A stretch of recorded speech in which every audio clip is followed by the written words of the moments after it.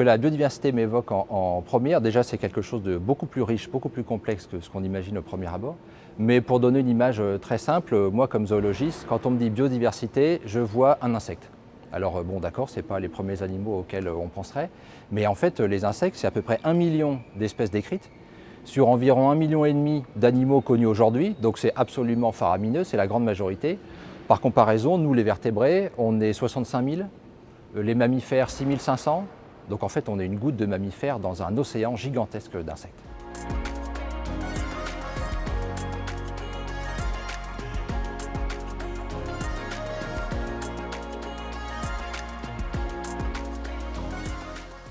Le terme évolution vient d'un verbe latin qui s'appelle volvere, qui veut dire un tas de choses, mais notamment il porte l'idée de quelque chose qui se déroule dans le temps.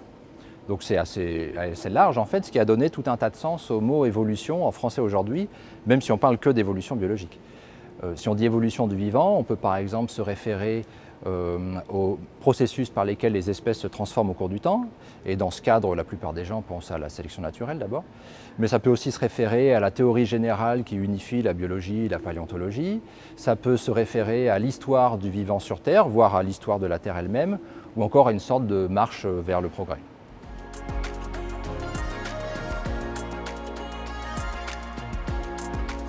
C'est vraiment fondamental de distinguer l'évolution comme un récit historique, l'histoire du vivant sur Terre par exemple, et l'évolution comme un ensemble de processus, de mécanismes derrière cette histoire, la sélection naturelle en étant un parmi d'autres.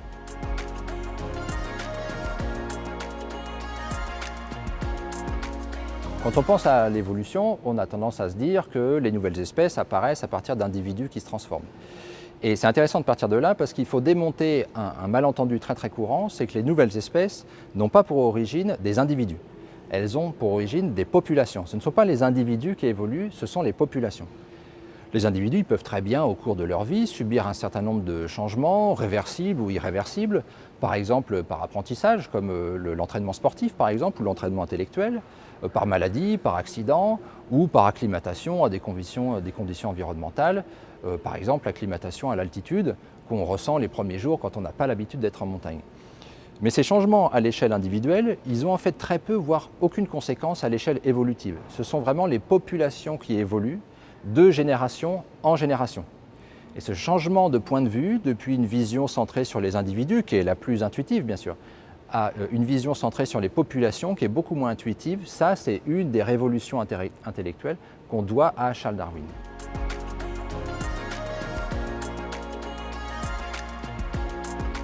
Il y a deux éléments de réponse. Le premier, c'est à partir de quand on estime qu'on a une nouvelle espèce.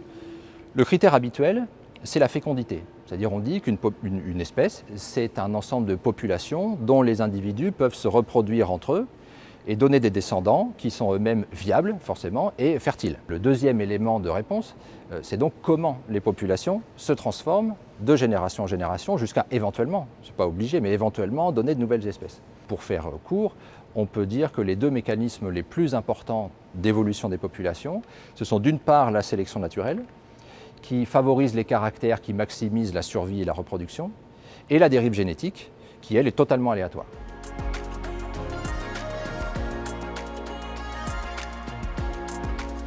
On a trop souvent tendance à voir la sélection naturelle comme un mécanisme unidirectionnel, un escalier automatique, presque prédéterminé. En fait, il n'en est rien pour au moins deux raisons. La première, c'est que les caractères qui sont sélectionnés, ils ont déjà bien dû apparaître avant d'être sélectionnés et que cette apparition, elle est totalement aléatoire, c'est-à-dire que les nouveaux caractères qui apparaissent, ils apparaissent indépendamment de l'effet avantageux ou désavantageux qu'ils procurent aux individus qui les portent. Et deuxièmement, le fait qu'un caractère soit avantageux ou désavantageux, ça n'a rien d'absolu, mais c'est totalement dépendant des conditions du milieu. Et je vous donne un exemple tout simple. Être tout vert, c'est très avantageux pour se cacher dans les feuillages. Ça l'est beaucoup moins pour se cacher dans la neige.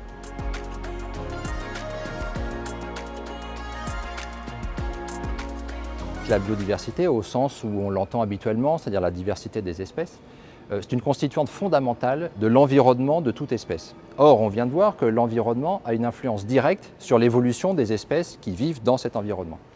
Ça veut dire quoi? Ça veut dire que les différentes espèces qui sont présentes dans le milieu, les prédateurs, les proies, les compétiteurs, les parasites, peu importe, tout ça, ça a une influence directe sur l'évolution des espèces, notamment en orientant la sélection naturelle.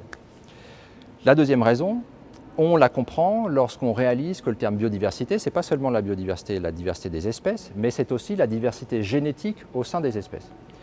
Et même si tout n'est pas d'origine génétique, la grande majorité des caractères ont une base génétique.